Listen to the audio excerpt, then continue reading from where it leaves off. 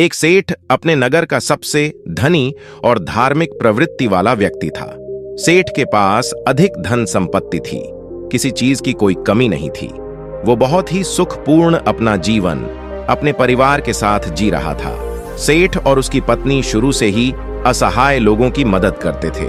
उन्हें एक समय का भोजन कराया करते थे, जिसके कारण उन्हें बहुत ही ज्यादा सुख की अनुभूति होती थी। वही वो दोनों साधु महात्माओं को बहुत मानते थे। उन पर उनका बड़ा विश्वास था। उनके नगर में जब भी कोई साधु महात्मा आते, वो उनसे मिलने, उनके उपदेशों को सुनने जरूर जाया करते थे और उन्हें स्वयं के घर ले आकर उनका आदर सत्कार भी किया करते थे। यदि सेठ के घर के पास से कोई भिक्षु जाता तो वो उसे भी अपने घर आने का आग्रह करते। इसी तरह बार बार एक सन्यासी उनके घर पर भिक्षाटन करने आ जाता है और अपनी भिक्षा पात्र आगे करके भिक्षा मांगता है। सेठ सन्यासी को देख उसे अपने घर आने के लिए आग्रह करते हैं। सन्यासी भीतर जाता है। सेठ और उसकी पत्नी उनकी आओ भगत में लग जाते हैं। वो दोनों तुरंत उसके बैठने के लिए एक तख्त पर चादर बिछा देते हैं और सन्यासी के हाथ पैर धुलवाकर उसे कुछ विश्राम हेतु कहते हैं और स्वयं उसके भोजन की तैयारी में लग जाते हैं। तभी सेठ की पत्नी कुछ सामान लेने के लिए कहती है। सेठ बाहर चला जाता है। यहाँ उसकी पत्नी भोजन बनाने में लग जाती है। कुछ देर बाद जब सेठ की पत्नी आकर सन्यासी को भोजन परोसने लगती है, सन्यासी भोजन ग्रहण करने लगता है।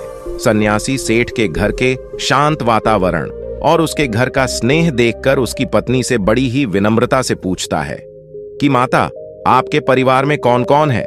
ये सुन सेठ की पत्नी कहती है, मैं, मेरे पति और मेरे 3 बेटे। ये सुन सन्यासी आगे कहता है कि तुम्हारे पति क्या करते हैं, कितना कमा लेते हैं? ये सुन सेठ की पत्नी कहती है कि हमारे पास धन की कोई कमी नहीं, हमारे पास तो अपार धन संपत्ति है। ये सुन सन्यासी आगे कोई प्रश्न नहीं करता। तभी सेठ घर वापस आ जाता है। वो फिर पत्नी के साथ सन्यासी को भोजन परोसने लगता है। वो सन्यासी के लिए बाहर से कई तरह की मिठाई भी लेकर आता है। भोजन ग्रहण करने के बाद सन्यासी जाने के लिए तैयार हो जाता है। वो सेठ और उसकी पत्नी की स्वयं के इस आदर सत्कार के लिए आभार प्रकट करता है और जाने के लिए वो निकलते हैं। सेठ सन्यासी से कहता है कि वो उसे कुछ दूरी तक छोड़ देगा। दोनों मार्ग के लिए निकल जाते हैं। मार्ग में सेठ सन्यासी से बात करते हुए जा रहा था। तभी सन्यासी सेठ से कहता है कि आपका जो 3 पुत्र है, तीनों ही आपकी देखभाल अच्छे से करते होंगे। ये सुन सेठ कहता है कि नहीं मुनिवर, मेरी केवल एक ही संतान है। ये सुन सन्यासी सोचने लग जाते हैं कि ये कह क्या रहा है। सेठ की पत्नी ने कुछ कहा था, सेठ कुछ और कह रहा है। फिर सन्यासी सेठ से कहता है कि आपके पास तो धन इतना है, आप इतने धनी हैं, सुख से होंगे। सन्यासी जानकर सेठ का उत्तर जानने के लिए ये बात करता है। तभी सेठ उत्तर देता है कि नहीं, मैं कोई धनी नहीं हूं, मैं तो केवल 20,000 रुपए का ही मालिक हूं। यह सुन सन्यासी को अब लगता है कि शायद सेठ या फिर उसकी पत्नी कोई एक तो उससे झूठ कह रहा है। फिर सन्यासी सेठ से पूछता है कि आपकी आयु क्या है? सेठ कहता है कि मैं 50 वर्ष का हूं। यह सुन सन्यासी को लगता है ये तो सेठ एक वृद्ध है, इसकी आयु तो 70 से कम नहीं लगता है। लेकिन ये हर बार गलत उत्तर क्यों दे रहे हैं, झूठ क्यों बोल रहे हैं? यही सोच सन्यासी अब सेठ से कहता है कि आप इतने धार्मिक होकर भी झूठ बोलते हैं, असत्य का सहारा लेते हैं। आपको देखकर ऐसा लगता तो नहीं? ये सुन सेठ हैरानी से कहता है कि क्षमा करें मुनिवर, लेकिन मैंने आपसे क्या झूठ बोला है? मैंने तो आपसे ऐसा कुछ भी नहीं कहा। ये सुन सन्यासी कहता है कि जो कुछ भी मैंने आपसे पूछा वही प्रश्न मैंने आपकी पत्नी से भी किए, लेकिन दोनों के उत्तर अलग है। ये सुन सेठ कहता है कि कैसा प्रश्न मुनिवर? तब सन्यासी कहता है, मैंने आपकी पत्नी से पूछा था कि उनके घर में कौन कौन है, तो उन्होंने कहा कि आप दोनों के अलावा आपके 3 पुत्र हैं, लेकिन आप कहते हैं कि आपकी केवल एक ही संतान है। जब मैंने आपसे धन के बारे में पूछा कि कितना है, तो आपकी पत्नी ने बताया कि आपके पास बहुत धन है, आप इस नगर के सबसे धनी लोगों में से एक है, और आप कहते हैं कि आप बस 20,000 रुपए के ही मालिक है। अभी मैं जब आपकी आयु पूछी तो आप 50 वर्ष बता रहे हैं, जबकि देखने में आप 70 से अधिक के लगते हैं। यानी आपने झूठ कहा। ये सुन सेठ बड़े ही विनम्र स्वर में कहता है कि क्षमा करें मुनिवर, लेकिन झूठ बोलना पाप है।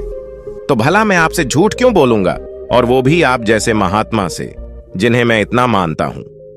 ना तो मैंने कोई आपसे झूठ कहा, ना मेरी पत्नी ने। हमने तो बस सत्य बताया है। ये सुन सन्यासी कहता है कि लेकिन आप दोनों के सत्य अलग अलग क्यों हैं?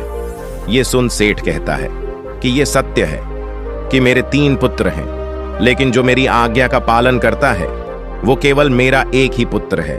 बाकी दोनों को अपने माता पिता से कोई मतलब नहीं है। जो कुसंग में रहता है वो मेरा अपना कैसे, इसलिए मेरे लिए मेरी एक ही संतान है। आपकी दूसरे प्रश्न के अनुसार रही धन की बात, तो मुनिवर, मेरे लिए मेरा वही धन अपना है जो मैं स्वयं के जीवन में उपयोग करता हूं, और वो इतना ही है जितना मैंने बताया। बाकी सब जो है वो मेरा नहीं है। उसमें से कुछ मैं असहाय लोगों की, जरूरतमंदों की मैं मदद कर देता हूं, तो कुछ मेरी इस देह को त्यागने के बाद मेरे सभी सगी संबंधी ले जाएंगे। तो उस पर मेरा कैसा अधिकार? अब बात करें अंतिम प्रश्न की, तो मैं अपने 50 वर्षों की आयु तक महात्माओं की शरण में जाकर शिक्षा लेना, जीवन के सही मूल्य को समझना सीखा है, उनकी सेवा की है, और उस पर ही मैं इस संघ से जुड़ गया हूं। यही कारण है कि मैंने आपको अपनी आयु ये बताई है। अब आप ही बताएं, क्या इसमें मैंने कुछ झूठ कहा?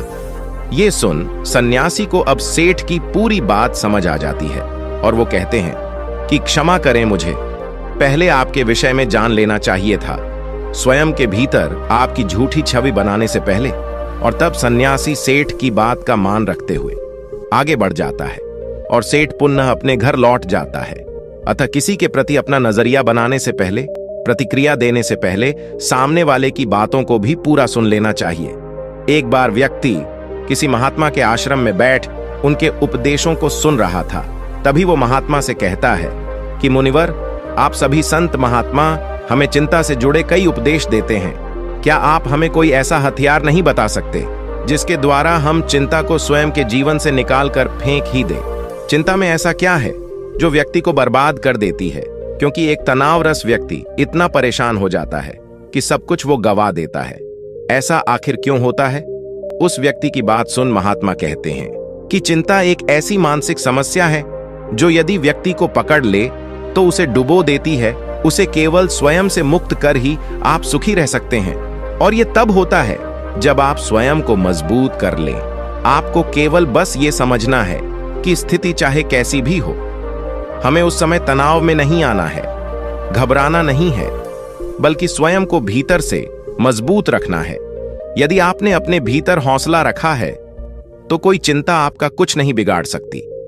ये सुन व्यक्ति कहता है कि किंतु ऐसा होता है क्यों? क्यों एक छोटी सी चिंता भी हमारे मुख की हंसी को छीन लेती है? ये सुन महात्मा कहते हैं कि आपको एक छोटी सी कहानी सुनाता हूं, ध्यान से एकाग्र होकर सुनना। एक बार पिता ने अपने पुत्र को काफी परेशान और निराश देखा। वो प्रतिदिन उसे यूं देखते, वो उसे देख समझ गए थे कि कोई बात अवश्य है जो उसके पुत्र को भीतर से परेशान किए हुए हैं। पिता ने कई बार पुत्र से यह पूछना चाहा कि वो किस चिंता में है, लेकिन पुत्र हर बार ये दिखाता कि कुछ नहीं हुआ और वो वहां से चला जाता। पुत्र के इस व्यवहार से पिता को यह विश्वास हो गया था कि अवश्य कोई बात है, चिंता है जो उसे भीतर से खाई जा रही है, लेकिन वो बता नहीं रहा है। तब पिता ने एक दिन पुत्र को अपने पास बुलाया और उसे समझाते हुए कहा कि जीवन में हम कितनी भी सफलता क्यों ना पा ले, लेकिन यदि हमारे भीतर चिंता या तनाव ने घर कर लिया तो ये हमारे उन्नति के बीच एक वादा बनकर आ जाती है। चिंता व्यक्ति को आगे बढ़ने नहीं देती, उसके भीतर कई सारी नकारात्मकता को भर देती है। चिंता बहुत ही भयानक होती है, ये सुखी समृद्ध घर को भी तबाह कर देती है। ये सब सून पुत्र कहता है कि आप कहना क्या चाहते हैं? पिताजी, मैं समझ नहीं पा रहा हूं। तब पिता पुत्र को लेकर एक जंगल की तरफ चले जाते हैं और वहां पहुंच पुत्र से कहते हैं कि ये पेड़ जो तुम देख रहे हो ये कई वर्ष पुराना है। ये मेरे पिता के पिता के पिता यानी कि 3 पीढ़ी से भी ज्यादा पुराना पेड़ है और आज भी बाहर से उतना ही मजबूत है जितना पहले था। चाहे कितनी भी आंधी, तूफान, वर्षा क्यों ना आ जाए, इस वृक्ष को हिला तक नहीं पाई है।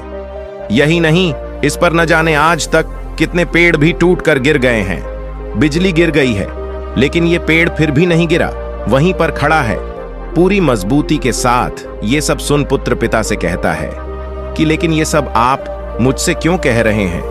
तब पिता आगे उससे कहते हैं कि यहां मेरे साथ पीछे की तरफ आओ, कुछ दिखाता हूं। ये सुन पुत्र पिता के साथ उस पेड़ के पीछे जाता है और कहता है कि ये पेड़ के पीछे दिमक देख रहे हो। पुत्र कहता है कि हां। पिता कहते हैं कि इसी दिमक ने भीतर से इसकी छालों को पूरी तरह कुतर दिया है और बाहर की तरफ पूरी तरह यह खराब हो गया है। यह सब सुन पुत्र अब की बार भड़क जाता है और कहता है, लेकिन आप कहना क्या चाहते हैं? मुझे ये सब क्यों बता रहे हैं? भला मैं इन पेड़ों के बारे में जानकर क्या करूंगा? पुत्र को यूं क्रोध में देख पिता कहते हैं कि शांत हो जाओ, तुम्हें सही तरह से बात समझाने के लिए मैं ये सब कह रहा हूं। ये सुन पुत्र कहता है कि लेकिन आप समझाना क्या चाहते हैं और क्यों?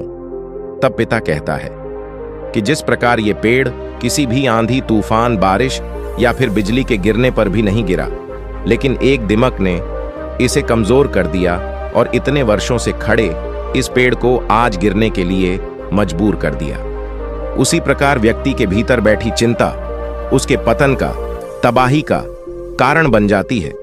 आप चाहे कितनी भी मेहनत क्यों ना कर रहे हो, उन्नति क्यों ना कर रहे हो, लेकिन यदि आपके भीतर किसी बात की चिंता है और वो बाहर नहीं जा रहा, तो वो इस दीमक के समान आपको अंदर से कमजोर कर देगी और आपकी उन्नति वहीं रुक जाएगी।